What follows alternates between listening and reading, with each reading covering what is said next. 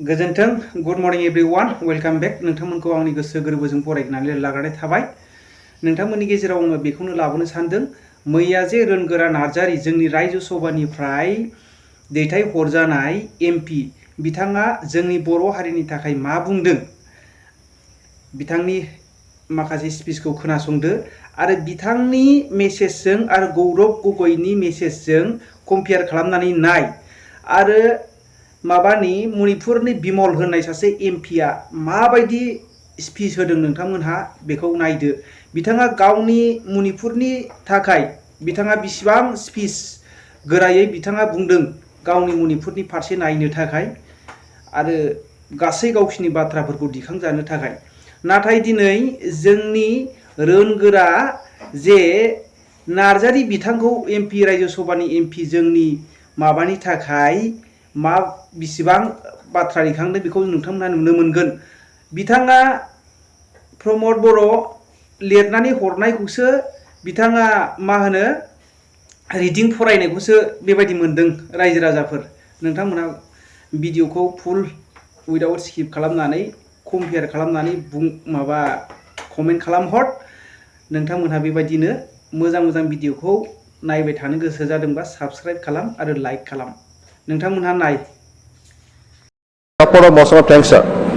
Sir, the President's address in the joint sitting of both the Houses of Parliament can be called as visionary roadmap of Narendra Modi government for Viksit Bharat, carrying clear vision and direction for taking up the country to a new dimension. I express our deep appreciation and gratitude to the Honorable President of India, Srimati Draupadi Murmuji, for her humble address to the joint sitting of both the Houses of Parliament. Honorable Sir, I, on behalf of my party, United People's Party Liberal, would like to congratulate Honorable Prime Minister of India, Sri Narendra Modi ji, for his indomitable leadership, enabling him to assume third consecutive term as Prime Minister of India. I express my sincere gratitude and honor to him and his entire team of government. Sir, the government of India led by Narendra Modi ji has left no stone unturned to touch every nook and corner of the country's need of the people, and the nation wanted Modi ji for a secure and developed Bharat. And that is why people of the country once again come out to take NDA government and see Narendra Modi ji as Prime Minister for the third time for the great nation like Bharat. Sir, I must appreciate the Honorable Prime Minister Modi ji for his comprehensive and inclusive policy towards the development of northeastern region of the country, which are reflected in the President's address again. During the last 10 years government, Modi ji's policy to bring sustainable peace in the northeast and accelerate the development simultaneously has been the priority. And as a part of its priority, the third Bodo Accord was signed in the year of 2020, through which Bodoland Territorial Region was created and the Bodo movement campaigning, and the peace has been prevailing nowadays in the region. The Peace Bodo Accord has become torchbearer for resolving many disputes of Northeast region, prompting several militants and other organizations to join mainstream and come out with amicable agreement in the region. Sir, in Assam, under the dynamic leadership of Dr. Hemendra Biswa Sharma, Honorable Chief Minister of Assam, outstanding development works have been undertaken with a view to build Assam as one of the 5th developed states in the nation. People of Assam expressed reaffirmed hope and aspiration upon Dr. Sharma by signifying their thumping support in the last Lok Sabha election, where 11 out of 14 seats won by the NDA under the leadership of Dr. Sharma. Sir, Bodoland Territorial Region was created under the provision of 6th Schedule to the Constitution of India, comprising near about 4 million people of various caste, creed and religion. The people of Bodoland, under the leadership of Sri Pramod Boro as Chief Executive Member, are living peacefully with harmony and integrity in the region after the record. Please conclude. 30 seconds. Conclude. Sir, while supporting the motion of thanks, People's President address, I would like to call upon the government of India to make it convenient to provide a little space for accomplishment of Bodo Accord 2020 in the government's 100 days agenda. Sir, under the Hydrocarbon Vision 2030, Sri Rameswar Teli, the then MOS of Minister of Petroleum and Energy, has announced Government of India's decision to finance and support BGR Bongaigaon refinery expansion 2.7 to 5 metric ton million. Thank you. 17 November. Thank you. 30 seconds. 17 November 2021. Honorable Niranjan VC. Thank you for giving me this. I am calling Sri A.B. Ekaijam to please speak. Thank you for this time. Talented आदमी है भाई, As I get up to speak बहुत talented. on a troublesome moment in the history of India that has never happened, called the tragedy of Manipur, which is sought to be silenced by the government. And it is an irony that such an important matter which is sought to be silenced gets an opportunity as the midnight hour approaches. And this reminds me of the fact that people in my home state, the time is 2 hours ahead of Delhi. And we have been dancing on the tune of Delhi and the time that is supposed to be approaching 12 at the moment. People like Janu Barua and others have demanded for years that Northeast should have a separate time zone. Only then you will be able to live with dignity and a sense of well-being. The kind of priority that I can sense is this moment that I get a chance to speak. Mr. Speaker, sir, I'm just trying to, Mr. Chairman, I'm drawing your attention to the absence of Manipur in the President's address. This is not a simple absence. It is a reminder of a Rashtra Chetna which excludes people. You must realize that more than 60,000 people are languishing in relief camp in wretched conditions for the last 1 year. If anybody is read partition of this subcontinent, which I have done, I was associated with a research project. We have interviewed more than 1,500 survivors of partition of 1947, and you are witnessing the same thing. People are living in wretched conditions that I cannot even mention here. 60,000 people homeless is not a joke. 200 plus people died. And there has been a civil war-like situations where people are armed to the teeth and roaming around and fighting each other, defending their villages. And the Indian state is a mute spectator to this tragedy for 1 year. I must remind this House that each and every square centimeter of Manipur is covered by a central armed forces. It is one of the most militarized areas in this country where you have more armed policemen than the civil police, besides the armed forces of the Union.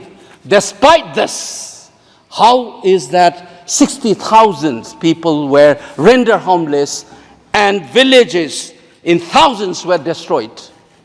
And yet, our Prime Minister remained mute, not even a word.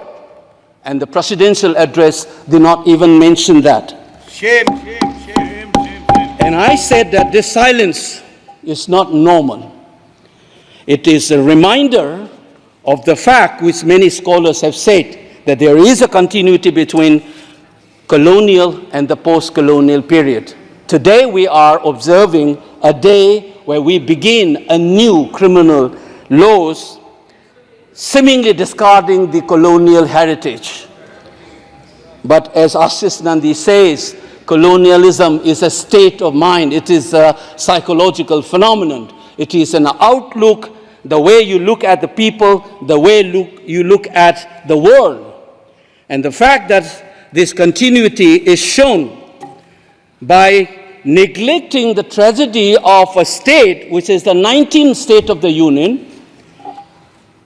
It is amazing to see that I get an opportunity as the midnight hour approaches to register this anguish and this hurt of the denial that this country has meted out to its own citizens in the state of Manipur. I must ask these questions to the House. Is this silence communicating to the people of the Northeast and Manipur in particular that you don't matter in the Indian state scheme of things? Major Laisam Jotin, who was awarded Ashok Chakra while grappling with suicide bomber, was a Manipuri, who was awarded Ashok Chakra. You are dishonoring his own state. Major Ngangom Joy Datta, who was awarded Veer Chakra while fighting for this country and doing his duty as a part of the peacekeeping force in Sri Lanka in 1987. You are dishonoring this man. You are dishonoring the likes of the youths who hold the tricolor in international platforms. The likes of Mary Kom, Sarita Kunjarani, and Mirabai Chanu. You are saying that you don't matter in this country. Your state doesn't matter in this country.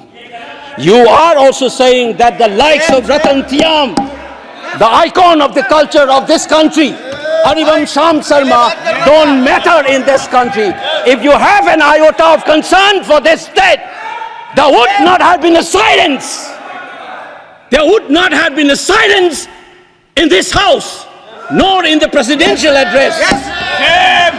This must be registered. Please raise your point of order. If you wanted to doubt the nationality and the nationalism of the people of that state, you must realize that these people have fought for the country. These people have brought Lural to this country.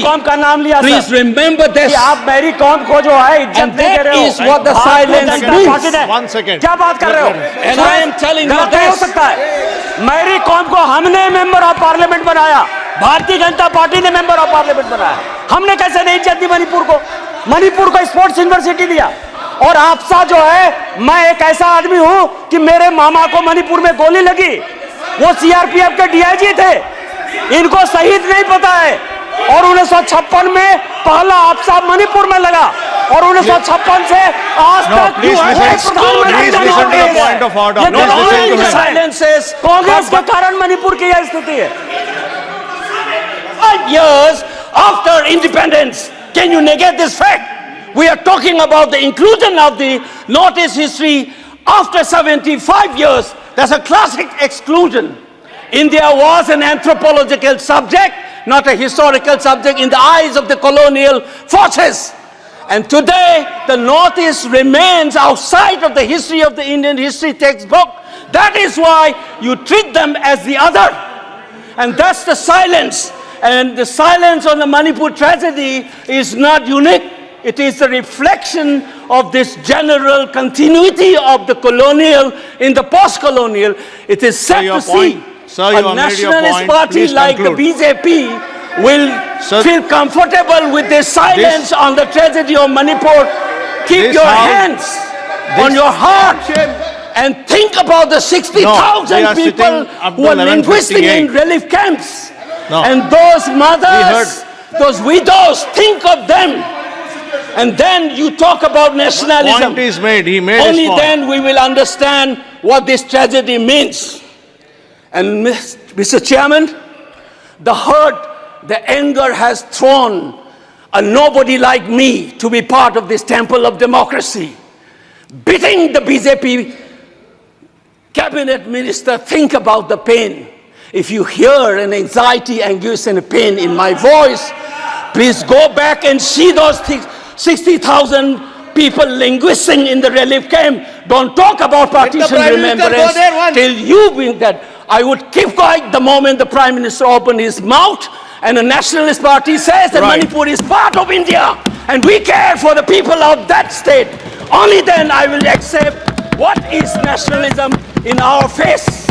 Thank you, Mr. Chairman. America में जाते हैं, जो आज रो रहे हैं, सालों की मेहनत आज उनका व्यर्थ हो गया है जब नीट का ये पेपर लीक हो गया है। मैं शुरुआत में भाजपा के सांसदों और हमारे इंडिया अलायंस के सांसदों और सभी सांसदों को मैं विशेष रूप से अपनी तरफ से शुभकामनाएं देता चाहूँगा कि वो इस चुनाव में जीत के आएँ। और विशेष रूप से मैं भाजपा के सांसदों को मैं शुभकामनाएं देना चाहता हूँ क्योंकि आज इस चुनाव में उनको बहुत कठिनाई का सामना करना पड़ा।